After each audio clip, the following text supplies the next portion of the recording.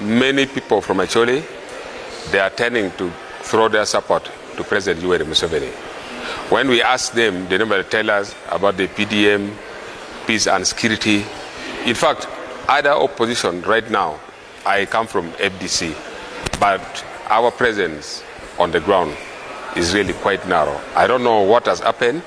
I don't know why people are tending to go towards that. But all in all, people are looking at the individuals. Even if you, for example, for us, the members of parliament, people are not minding much about the political parties. What they're telling us, that for president, they can give you Yoweri Museveni, but for members of parliament, they will give some of us who are FDC, others DP, others UPC. It depends on the political parties. And it depends on the likelihood of the people on the ground. That is what is in Acholi right now. And then also, there are many people who are claiming that since we don't have any presidential candidate coming from northern Uganda, the way they're trying to articulate, they're saying what they look at is that only President Yoweri Museveni who may help them compared to other presidential candidates.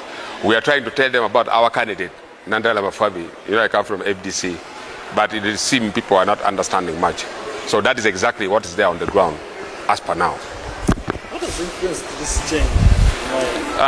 To me, I look at it that what has influenced is, one, northern Uganda not having any presidential candidates. People are now trying to compare that if you vote for Bobi Wine, we vote for Nandala Mafabi, we vote for Yoweri Museveni, who is more fairer? That is what is on the ground. And many people are saying they feel President Yoweri Museveni is far much better compared to the three candidates.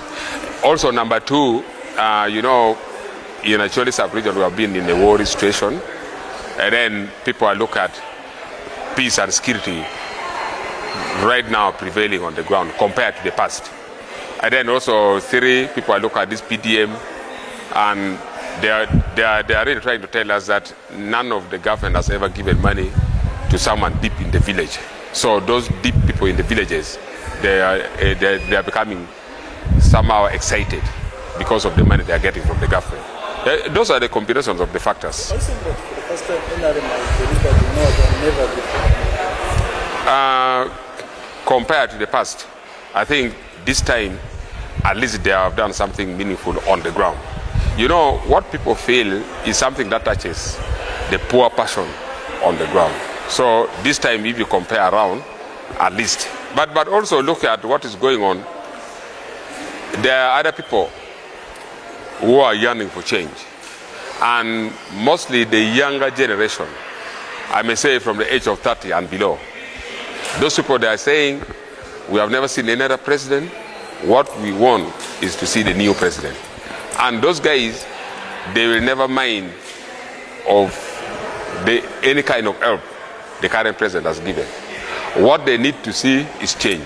It means looking at the trend and the situation now, those people may go and vote for anybody of their choice because they just feel they are tired, they are exhausted, and they want to see the new president.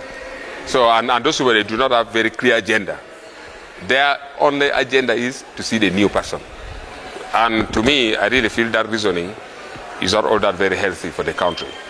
So we need someone, and people need to be guiding, especially the younger generation. When we need change, what will be the effect and the outcome? You know, we need to go for issues on the ground, but that's reasoning, saying we need change without proper reasoning, I think is not all that good. How is this trend affecting your campaigns as opposition?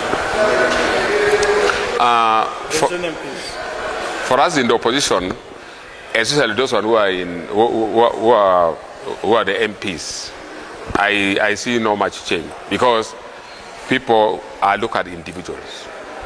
If they like Oulanya Gilbert, they just vote for me, irrespective of the party, irrespective of the sign I'm using. Whether I'm using the key as FDC, I'm using the bus, I'm using the umbrella, for them, they want Oulanya Gilbert as an individual. And many of these members of parliament, they will be voted for on an individual basis. not because of the political affiliations where they come from.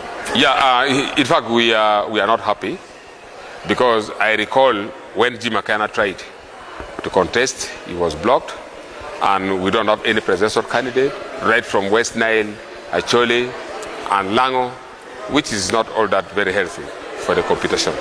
You know, the way we are, at least a presidential candidate should come from each and every region, just for free and fair competition. So I am really not happy personally that we don't have any presidential candidate coming from northern Uganda. What is the visibility of the restocking campaign which has been promised by the president? The restocking